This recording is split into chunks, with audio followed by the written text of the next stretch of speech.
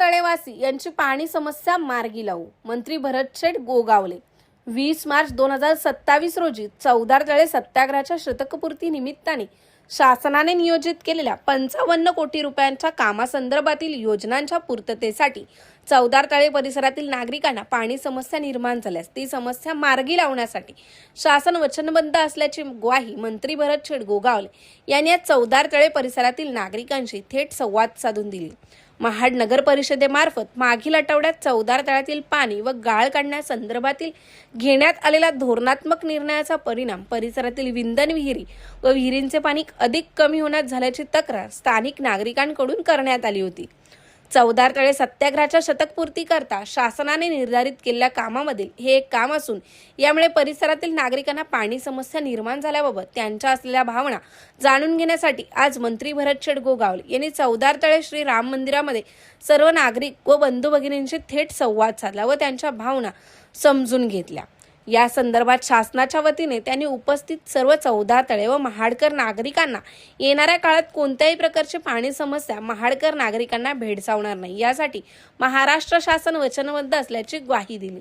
आगामी काळात कुर्ला व कोथुर्डे धरण क्षेत्रातील गाळ काढण्याचाही धोरणात्मक निर्णय शासनाने घेतल्याचे स्पष्ट करून भविष्यकाळात सर्व महाडकर नागरिकांसाठी पाण्याची समस्याच राहणार नाही यासाठी आपण स्वतः दक्षतेने याबाबत लक्ष देत असल्याचे नागरिकांना सांगितले।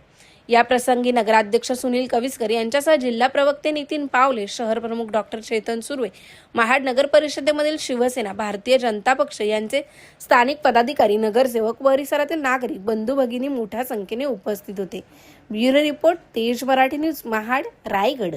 2027ला 14 तळ्याच्या सत्याग्रहाला 100 वर्ष पूर्ण होतात। त्या अनुषंगाने 14 तळ्याचं सुशोभीकरणाचा शासनातर्फे मोठा हे घेतलेला आहे। यासाठी तुमची पण पंजाबला वगैरे सगळी माहिती वगैरे घेऊन कामाची सुरुवात झालेली होतं। तर स्थानिकांचं इथे हे पाणी काढण्यासाठी तळं खाली करण्यासाठी थोडासा विरोध दर्शवला जात आहे, त्यावर तुमचं मत काय? त्यांचं म्हणणं बरोबर होतं की ह्या तलावाच्या पाण्याच्या साठ्यामुळे त्या आजूबाजूला राहणारे लोक आहेत आणि त्यांच्या विहिरी आहेत, बोरवेल आहेत, तर ह्याला पाणीचा पुरवठा होतो।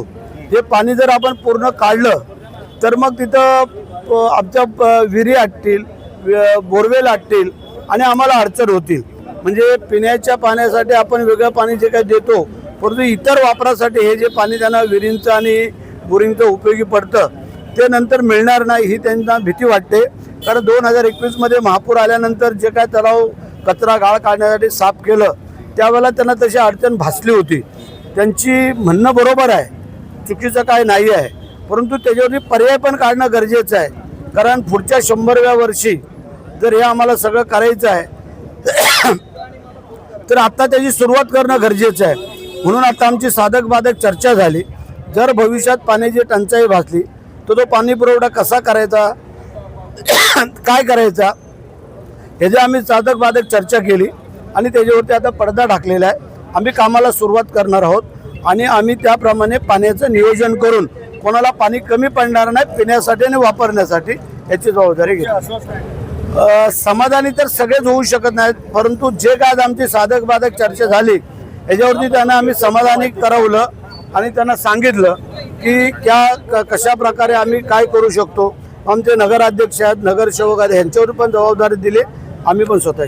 शेख, आता हे पाण्यासंदर्भात चर्चा चालू असताना काही महिलांनी असा प्रश्न केला की इथे जे सुशोभीकरण होणार आहे चौदार तळ्याच्या बाजूला त्याची आम्हाला काहीच माहिती नाही, त्याची काय तुम्ही माहिती आम्हाला? हा, मग त्याची आता आम्ही एक ड्रॉइंग लावणार आहेत, म्हणजे चित्रफितीच्या माध्यमातून की नेमकं आम्ही इथे काय काय करणार आहोत। सुशोभीकरण म्हणजे नेमकं काय, त्यानंतर पाण्याचं जे काय शुद्धीकरण ते नेमकं काय, तर या सगळ्या गोष्टी आम्ही तिथं लावणार आहोत। चौदार तळ्यावरती ABCD अशा इमारती आहेत। शेवटच्या ह्याच्यामध्ये बिल्डिंगमध्ये पाणी जाण्याकरता आपल्याकडे जे पाईपलाईन आहे ती अपुरी आहे सध्याच्या परिस्थितीत। त्याकरता नगरपालिका प्रशासन बघा, आता प्रश्न असा, या सगळ्या गोष्टीचा विचार करून त्यावेळेला एकनाथ शिंदे साहेबांनी अमृत 2 मधून जी काय योजना 65 कोटीची दिली त्याचं काम चालू आहे। कोथुर्डे धरणाचं पण काम चालू आहे।